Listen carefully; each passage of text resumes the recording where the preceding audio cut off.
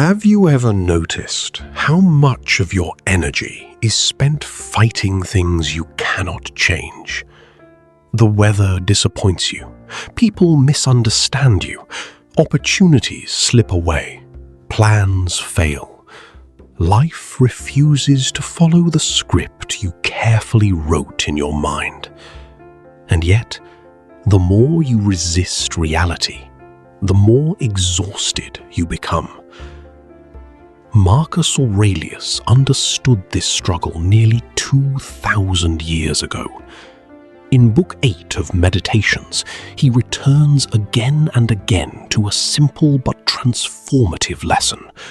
Stop wasting your life on what you cannot control and devote yourself to what you can. Imagine an old monk sitting beside a river at dawn. The water moves steadily downstream. Leaves fall onto its surface and drift away. The monk does not try to stop the river. He does not shout at the current or complain about its direction. He simply observes it. One morning, a young traveler approached him and said, "Master, why is my life so difficult? People disappoint me. Circumstances work against me. Nothing goes the way I want." The monk smiled and pointed toward the river. "How much of that river can you control?" The traveler looked confused. "None of it," he replied. "And yet," said the monk, "you spend every day trying to control the river of life." The traveler stood silently as the lesson settled into his heart. Many of us live exactly like that traveler.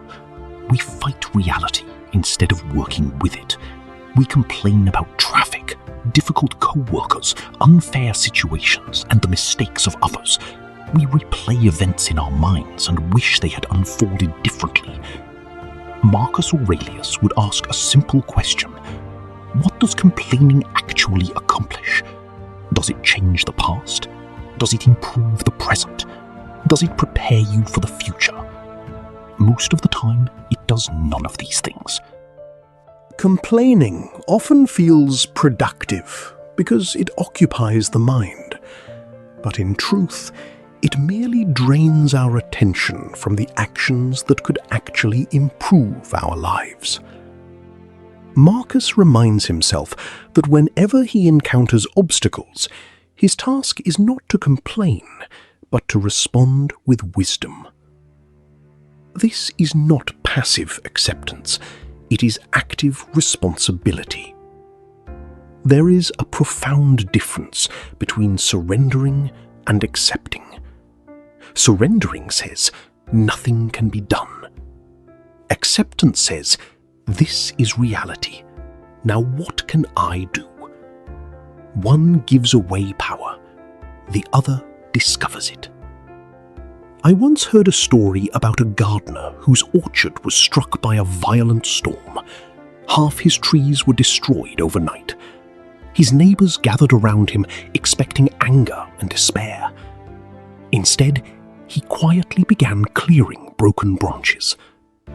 One neighbor asked, "Aren't you upset?" The gardener replied, "The storm has already made its decision. My decision is what happens next." That response embodies the wisdom of Marcus Aurelius. The storm belongs to the world.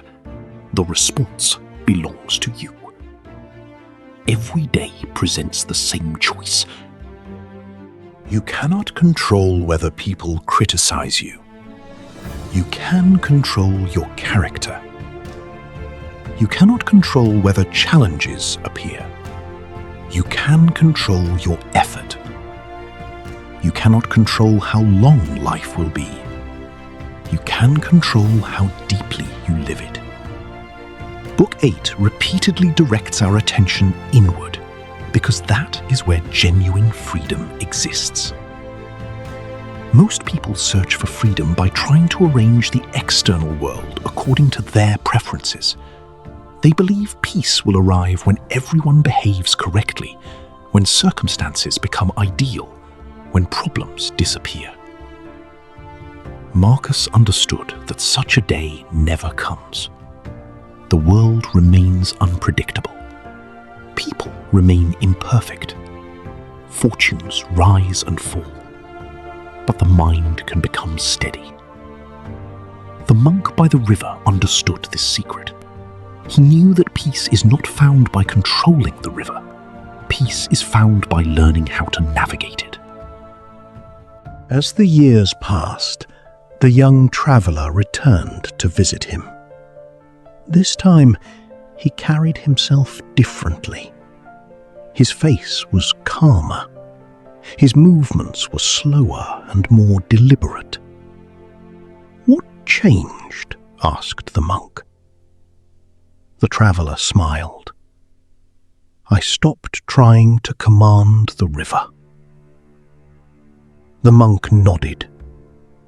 "And what did you do instead?" "I learned how to row." That is the lesson Marcus Aurelius offers us today. Life is not asking you to control everything. Life is asking you to govern yourself. Stop arguing with reality. Stop investing precious energy in things beyond your reach. Stop carrying burdens that were never yours to carry. Instead, focus on your actions, your thoughts, your choices, your character, and your purpose. Because in the end, the strongest person is not the one who controls the world.